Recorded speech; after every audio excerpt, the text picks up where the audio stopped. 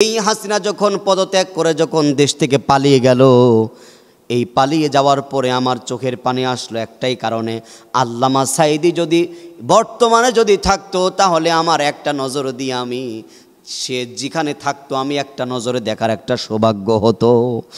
আল্লামা সাঈদী এই পৃথিবী যতদিন চলবে, যুগ যুগ ধরে সাঈদীর বই বিক্রি হবে, সাঈদীর কথা আলোচনা হবে, সাঈদীর জন্য দোয়া হবে, কিন্তু ওই স্বৈরাচার খুনি হাসিনা তার শিকড় শুদ্ধ আল্লাহ উপরে ফেলে দিয়েছে, তার বাপের নাম নেওয়ার মতো দেশে কোনো লোক থাকবে না। 2024 সালে 5 আগস্টে স্বৈরাচার খুনি হাসিনার যখন পতন হলো, যখন দেশ ছেড়ে যখন পালিয়ে গেল, পদত্যাগ করলো, মানুষ আনন্দ মিছিল উল্লাস করছে, মানুষ আনন্দ উৎফুল্ল হয়ে মিষ্টি খাচ্ছে, তখন আমার মানুষের আনন্দ আমারও আনন্দ, এই আনন্দ বেশি আনন্দ পাওয়ার জন্য আমার চোখের পানি আসছিল।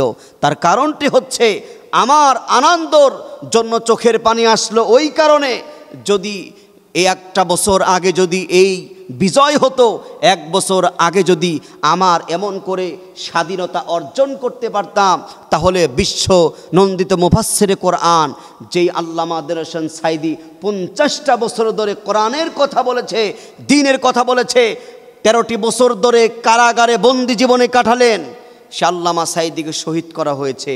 আমার মন বলতেছিল এই বেশি আনন্দর কারণে আল্লাহর কাছে বলতেছিলাম, আল্লাহ এই বিজয়টা যদি একটা বছর আগে যদি হতো, তাহলে আমার কোরআনের পাখি প্রিয় মুফাসসির ঢাকার রাজধানীতে জাতীয় সংসদে বসে তিনি হাত তুলে গোটা জাতির জন্য দোয়া করত, আর ওই আল্লামা সাঈদীর দোয়াটা সরাসরি সম্প্রচার করা হইতো, সারা গোটা বাংলাদেশের নারী পুরুষ যে যেখানে আছে আল্লামা সাঈদীর সঙ্গে হাত তুলে সোশ্যাল মিডিয়ার সামনে দাঁড়িয়ে মোনাজাত করত। আমার মন বলছে, আপনার কি মনে হয় 2024 সালে এই বৈষম্য বিরোধী ছাত্র আন্দোলনে আমরা যে রক্তের বিনিময়, ত্যাগ তিতিক্ষার বিনিময়, এই আন্দোলনের বিনিময় যে আমরা জালিমকে যে পতন করেছি, আমরা যে স্বাধীনতা ছিন্ন করে ফিরিয়ে এনেছি, আপনার কি মনে হয় আল্লামা সাঈদীর ভূমিকা নাই?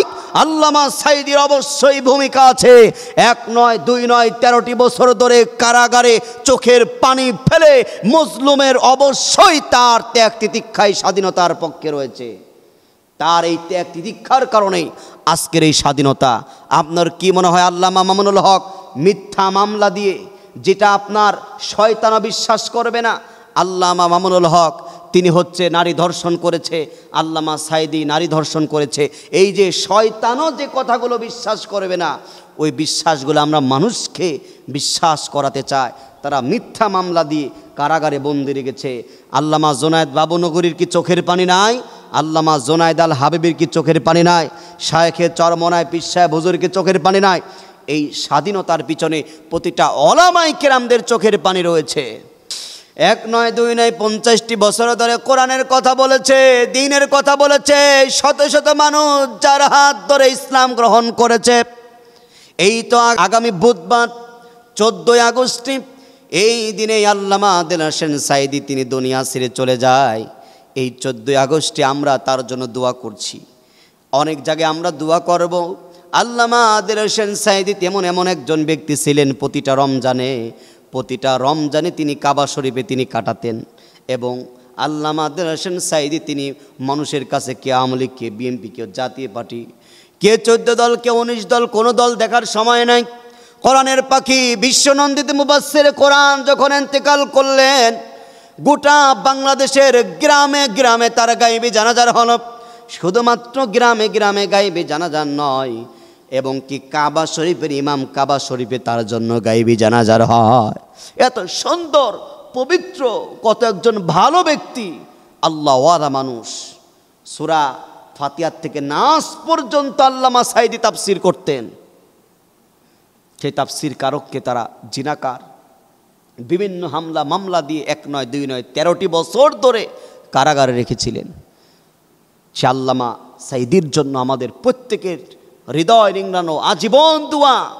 যেমন ইব্রাহিম, মুসা, ঈসা, আপনার এরকম নামগুলো আমরা ছেলে সন্তানকে রাখি। নমরুদের কোনো নাম আমরা রাখি না, আমরা ফিরাউনের কোনো নাম আমরা রাখি না, কারণ আমরা ফিরাউন, নমরুদ, হামানকে আমরা ঘৃণা করি।